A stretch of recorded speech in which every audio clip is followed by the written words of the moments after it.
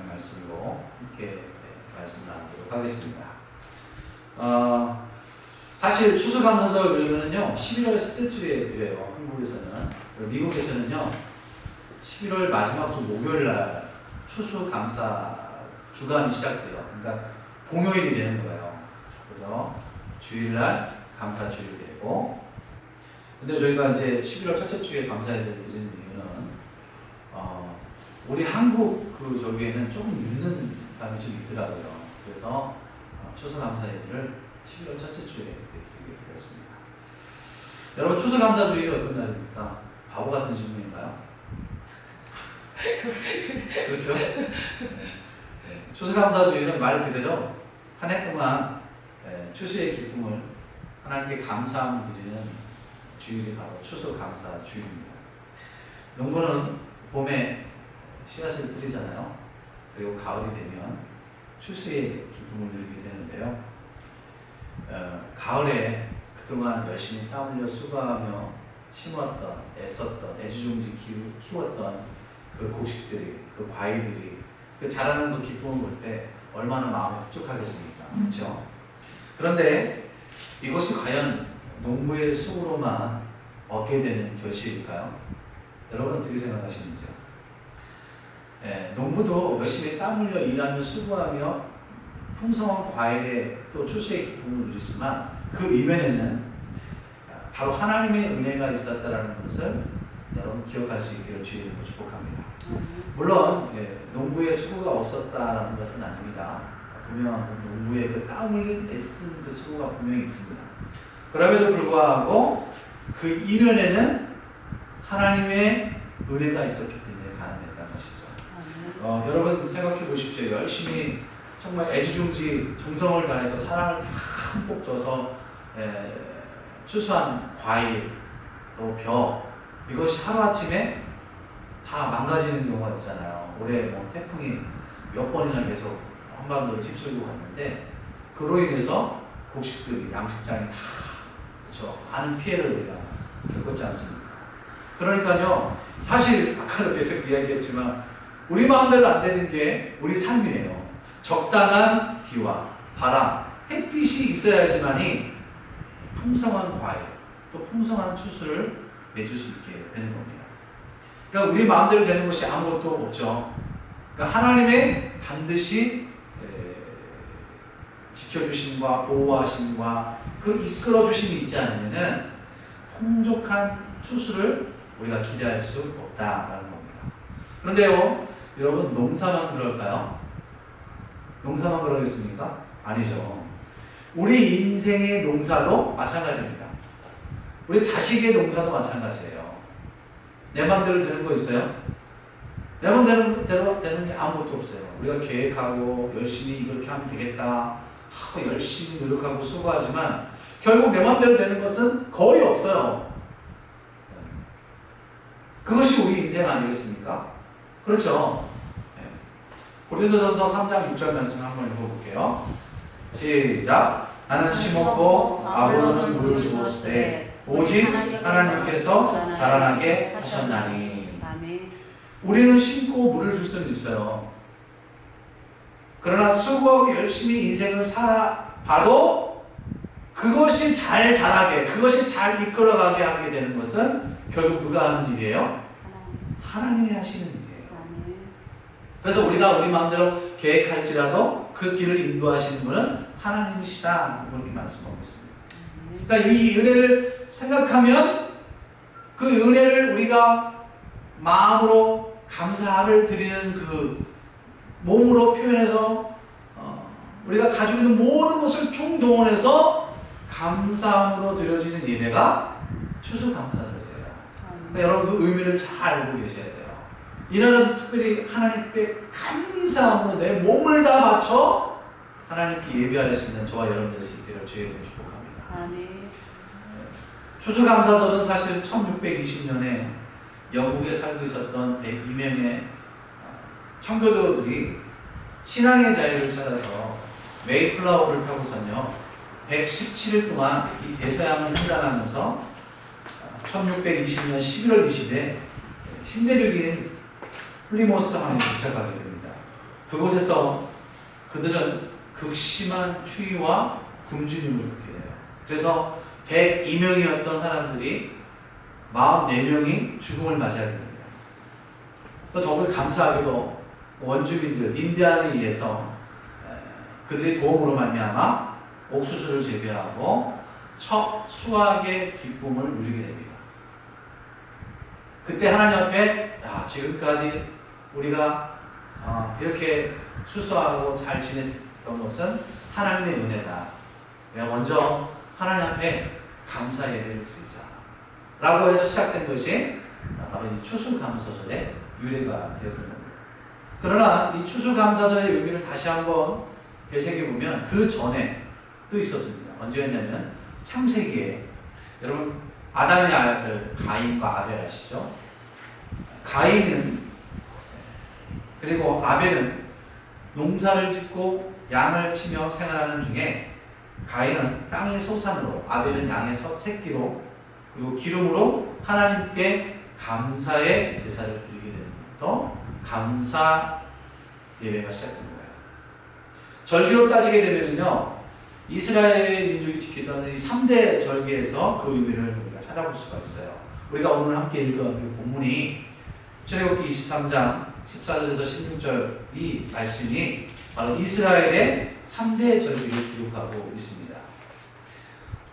그 절기를 보면은 3대 절기가 있는데 첫 번째 절기가 뭐냐면 바로 무교절이라는 절기입니다. 이 무교절은 다른 말로 유월절이라고도 이야기합니다. 이 무교절에는요, 무교병을 먹어요. 무교병을 먹는데 이 무교병이라는 게 뭐냐면 누룩을 넣지 않는 떡을 이야기해요. 그러니까 누룩이라는 게 뭐냐면 근데 빵을 하면 이렇게 막 부풀잖아요. 그렇죠? 근데 누룩을 넣지 않으면 땅이 부풀지가 않아요. 그냥 딱딱한 빵이 되어버리는 거예요. 그런데 왜 누룩을 넣지 않았냐? 사실 이 이스라엘 백성이 애굽에서 있을 때, 애굽에서 벗어날 때, 떠나나올 때, 도망쳐 나올 때 너무 급했던 거예요. 그러니까 누룩을 넣을 수 있는 여유가 되지 않은 거예요. 그래서 급하게 나오다 보니까 누룩을 넣지 않는 빵을 가지고 나오게 된 겁니다. 그래서 이 무교절에 무교병을 먹으면서 이날을 기억하는 거예요. 그때 겪었던 그 고통과 그 고생들을 회상하면서 하나님 앞에 감사의 예배를 드리는 절기가 바로 무교절입니다. 네, 두 번째 절기는요, 맥추절입니다. 맥추절 많이 들어봤죠? 이 맥추절은 다른 말로 뭐라고 하냐면 칠칠절, 오순절, 초실절이라고 그렇게 이야기합니다. 맥추절이라고 하는 건 그러면 보리 맥자를 사용해서 맥추절이라고 하는 거거든요. 그러니까 이스라엘 백성이 광야 생활을 마치고 가나안 땅에 도착한 후에 첫 번째 보리 수확을 거둠으로 말미암아 하나님 앞에 감사의 예배를 드리는 것이 바로 이 맥추절의 의미가 담겨져 있는 겁니다. 세 번째는요, 수장절이라고 이야기해요. 수장절은 초막절이다 또는 장막절이다 라고 그렇게 이야기합니다. 이 수장절은 뭐냐면 1년 동안 추수했던 그 곡식들을 곡간에 저장해 두었다가 감사함으로 드렸던 예배가 바로 이 수장절이다. 그러니까 이 수장절이 오늘날의 추수감사절을 의미하는 것입니다.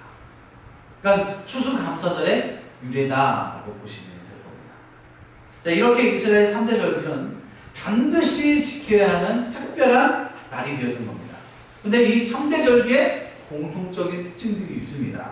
이 특징들을 살펴보면서 우리가 추수감사절을 보내는 우리 마음의 태도를, 우리 마음의 자세가 어떠해야 하는지를 함께 좀 나눠보았으면 좋겠습니다. 첫 번째는요, 같이 읽어보겠습니다. 시작. 하나님의 은혜를 잊지 말고 기억했습니다. 신명기 8장 11절 말씀, 우리말 성경 같이 읽어보겠습니다. 시작. 너희는 산으로 가서 내가 오늘 너희에게 주는 그분의 명령과 그분의 법도와 그분의 규례를 지키지 못해 너희 하나님 여호와를 잊는 일이 없도록 하라. 예. 잘 보세요. 그분의 법도와 그분의 규례 그리고 그분의 명령 이렇게 이야기하고 있습니다. 그러니까 이 3대 절기는요, 하나님이 반드시 지켜야 한다라고 이스라엘 백성에게 명령한 절기예요. 왜요? 하나님을 잊지 않게 하기 위해서.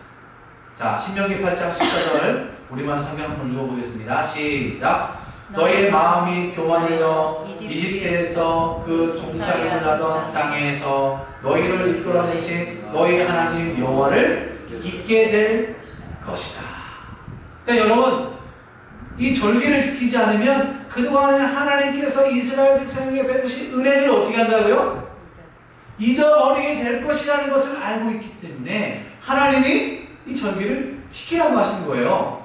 자, 신명기 32장 10절입니다. 시작. 여호와께서 그를 황무지에서 짐승이 부르짖는 광야에서 만나시고 호위하시며 보호하시며 자기의 눈동자같이 지키셨도다. 아멘. 그런데 하나님이 말씀하신 그 절기를 지키지 않으면 어떻게 된다고요? 그 은혜를 다 잊어버리게 됩니다. 망각하게 됩니다. 하나님의 은혜를 잊어버리게 되면 뭐가 나올까요? 감사가 나오는 게 아니라 뭐가 나와요? 불평이 나오고요, 원망이 나오는 거예요. 여러분, 이스라엘 백성이 광야에서 어떻게 했어요? 하나님 불평, 원망했죠. 그런데 과거를 되돌아보면 어때요? 하나님 그들을 지키셨잖아요. 보호해 주셨잖아요. 어마어마한 축복이 이스라엘 백성 가운데 있었는데도 불구하고 그들은 어떻게 했어요? 그 은혜를 잊어버리니까 불평과 원망이 나온 거예요. 여러분, 우리나라에 빨간 날이 무슨 날이라고 하죠? 국경일이라고 얘기하죠? 국경일 무슨 날인가요? 쉬는 날인가요? 학교 안 가는 날이에요? 직장 쉬는 날인가요? 가족하고 놀러 가는 날인가요?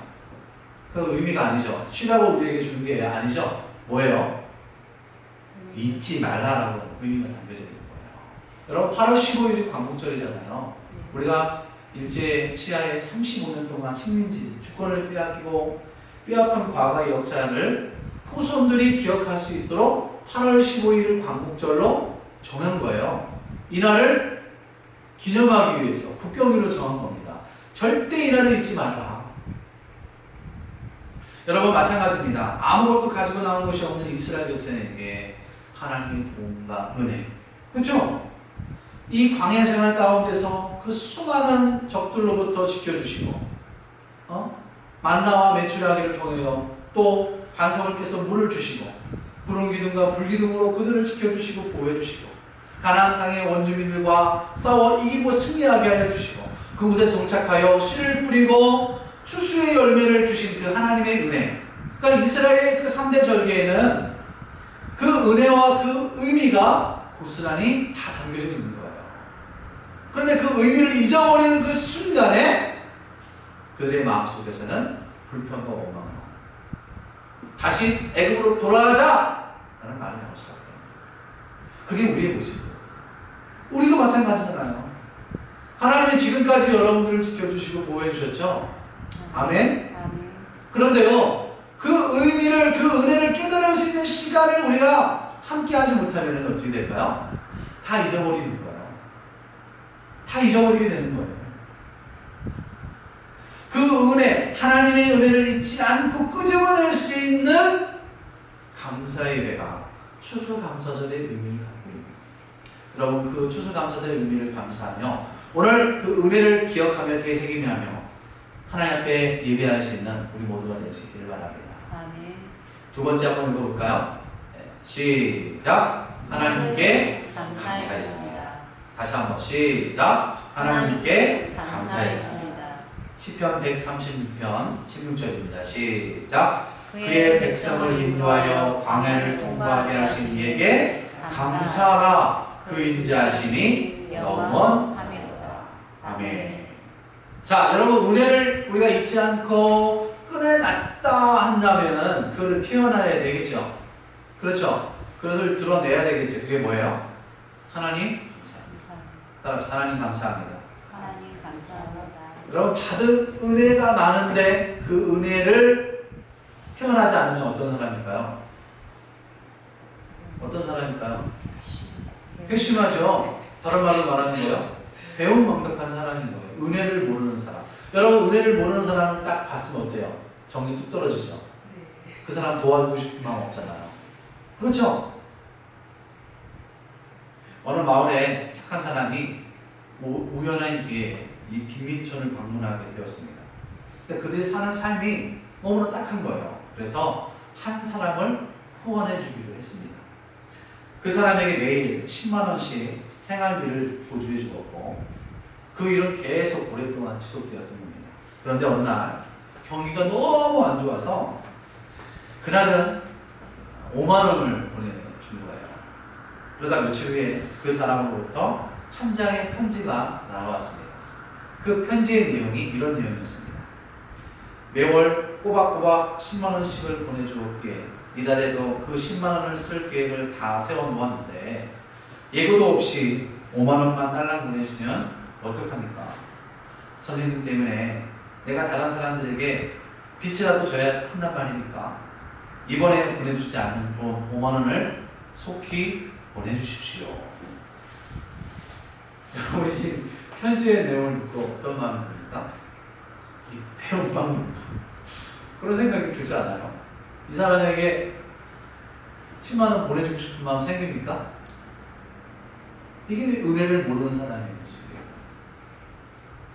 은혜에 감사하기보다 불만을 가진 이 사람의 모습을 보면서 여러분 우리 자신의 모습을 한번 살펴보았으면 좋겠습니다.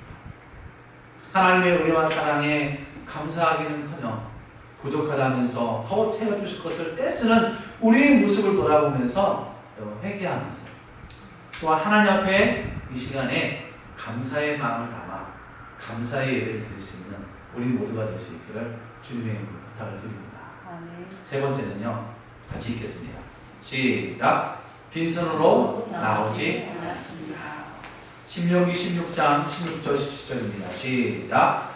너희 가운데 모든 남자는 1년에 3번 곧 무교절과 77절과 초막절에 내 하나님 여호와께서 택하신 곳에서 여호와를 배우되 빈손으로 여호와를 배우지 말고 각 사람이 내 하나님 여호와께서 주신 복을 따라 그 힘대로 드릴지니라. 아멘.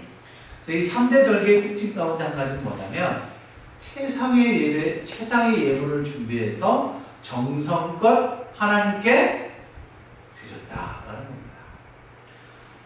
신명기 16장 17절에 보면 거기 보면 그 힘대로 드릴지니라 이렇게 이야기하고 있어요. 그 힘대로라는 말이 뭐냐면 히브리 말로 야드라는 말인데요. 능력껏이라는 의미를 가지고 있습니다. 그러니까 여러분 감사주의는요. 하나님께 드리되 어떻게 드려요? 능력껏 드리는 거예요. 능력껏 힘대로 드리는 거예요. 드릴 수 없는데 그것을 지나치게 드리는 것도 잘못인 거예요. 여러분 하나님께 드리고 싶은데 은행 가서 누구한테 빌려서 드리는 것 하나님 여러분 기뻐하실까요? 물론 그 마음 하나님 기쁘게 여길 수 있겠지만 그러나 저는 그게 덕이 안 된다라고 생각이 들어요. 그러니까 부은에 넘치도록 하나님께 드리는 것 감사하지만 지나치게 드리는 것은 잘못인 거예요. 단 어떻게 드려요? 인색함으로나 억지로 드리지 말아야 되는 거예요. 사람들이 예물을 질을 보지만요. 하나님은 예물을 드릴 때 어떻게 볼까요? 그 사람의 감사의 마음, 정성을 보십니다. 왜냐하면요. 물질이 있는 곳에 뭐가 있어요? 마음이 있기 때문에 그러는 거예요. 여러분 물질이 있는 곳에 마음이 있는 건 누가 더 잘 알아요? 하나님이 너무 잘 아는 거예요. 여러분 세상에서 뭘 벌기 위해서 일해요? 돈 벌기 위해서 일하잖아요. 그렇죠? 우리 학생들도 너 나중에 뭐가 될래? 난 뭐가 될래? 왜? 돈 벌기 위해서, 돈 많이 벌기 위해서. 그러니까 돈이 우리 인생의 중심이고 같이 가는 것을 우리 주님이 너무나 잘 아는 거예요. 돈이 있는 곳에 마음이 가 있는다는 것을 너무나 잘 알고 있기 때문에 그것을 하나님께 바침으로 드림으로 말미암아 너의 마음을 하나님께 드리기를 원하시는 거예요. 근데 그것이 많고 적고의 의미가 아니에요. 그 안에 정말 하나님을 향한 그 간절한 감사함이 담겨져 있느냐는 것을 하나님이 보시는 거죠. 인도의 한 어머니가 감사절에 감사의 예물을 들고 교회에 왔어요. 그래서 목사님이 어떤 뜻에서 예물을 드렸는지에 대해서 묻더랍니다. 그러자 이 어머니는요, 아들이 아파서 열심히 기도한 대가래요. 그러자 목사님이 아들이 다 나았냐? 라고 그렇게 물었더니만 이 어머니가 뭐라고 이야기하냐면 아들은 죽었다 라고 그렇게 이야기합니다. 아들은 죽었지만 이제는 영원히 하나님의 나라에 들어갔으니 감사해서 감사의 예물을 가지고 왔다 라고 그렇게 이야기를 합니다. 여러분 나의 삶에 비록 환경이 어렵고 힘들지만 그러나 그것 또한 하나님의 은혜라는 것을 깨달은 자는 하나님 앞에 나올 때 빈손으로 나오지 않아요. 감사의 예물을 담아서 하나님께 드리는 거예요. 여러분, 하나님 앞에 빈손으로 나오지 않고 감사의 예물을 드려 하나님 앞에 감사의 예배를 드릴 수 있는 우리 모두가 될 수 있기를 주의 이름으로 축복합니다.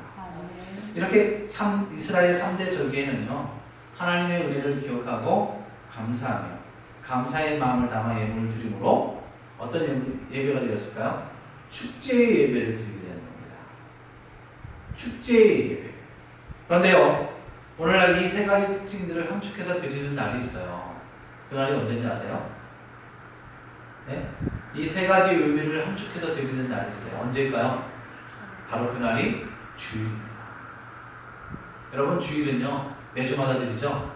그래서 매주 감사의 마음을 담아 추수 감사의 예배를 드리자는 의미가 거기 있는 거예요. 여러분, 매주 드리는 주일은요 하나님께 나와 그동안 하나님 우리에게 주신 그 은혜를 잊지 않고 기억하는 날이에요.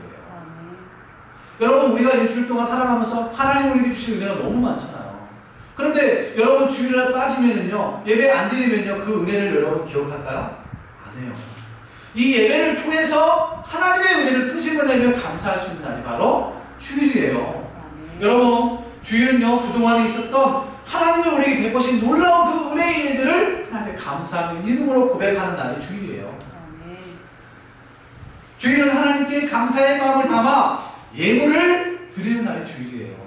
그래서 여러분요, 주일날 나올 때 빈손으로 나오지 말라는 거 아니에요. 그래서 주정훈금이 있잖아요. 왜요? 물질이 많고 적은 게 중요한 게 아니에요. 하나님께 감사의 마음을 담아서 정성을 담아서 1,000원도 상관없어요. 아니 100원도 상관없어요. 500원도 상관없어요. 그 안에 내 마음을 담아서 하나님께 감사함을 드리는 거예요. 그게 우리가 매주 드리는 주일의 중요한 의미가 담겨져 있는 거예요. 이것이 바로 예수를 믿는 그리스도인들의 이 주일의 의식이에요. 여러분, 예수님이 언제 돌아가셨어요? 언제 부활하셨어요? 안식 후 첫날이잖아요. 안식 후 첫날이 언제예요? 주일이잖아요. 안식 후 첫날이 주일이에요. 그래서 초대교회는요, 이 주님이 부활하신 날을 기뻐하며 감사하며 예배를 드린 거예요. 여러분, 믿을 수 있기를 주의 이름으로 축복합니다. 그러니까 여러분, 우리가 주일은요 부활의 기쁨이 있는 날이요, 주일은 하나님의 은혜를 다시 되새김하며 하나님 앞에 나와 감사하며 감사의 예물을 드림으로 하나님 앞에 영과 진리로 드리는 예배가, 그 날이, 그 절기가 주일이라는 사실을 우리가 알고 있어야 합니다.